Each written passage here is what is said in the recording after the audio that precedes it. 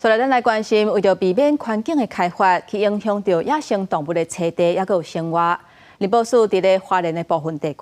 执行生态保育的计划，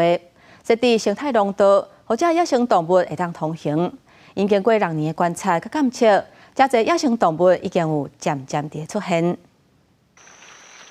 徛伫监视器头前的路一般拢出现伫中关海拔山区，啊，毋过伫花莲光湖乡的平地大龙大埔森林公园，已经监测到路出现。其他亲像山姜山猪，这哺乳类动物也拢慢慢增加数量。毋过，这些动物较早较罕见。 当初可能在台糖造林之后，它会有一些栖地跟面临开发的问题，所以其实我们就透过这些权益关系人去改善，然后让动物的通道的面积加大，增加它的通透性，让动物回来。互动物等来是林保署已经执行6年的国土立网生态保育计划，选因为建设开发，地区动物生态地改变地点做研究，亲像伫西林林道架设动物坡道，也有设网啊这优先设施，互动物当自由进出，未来其他开发的建设，我来请各单位配合。我们有去跟铁道局沟通，未来他们在那个双轨的铁道部分延长他们的长度，土堤的部分就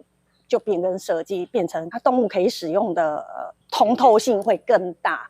经过协商，铁道局嘛同意花东铁路双线工程，其中大龙大富段会延长铁桥长度甲面积，增加通路较通光，互动物较会受到阻碍，才袂影响生态地的多样性。记者综合报道。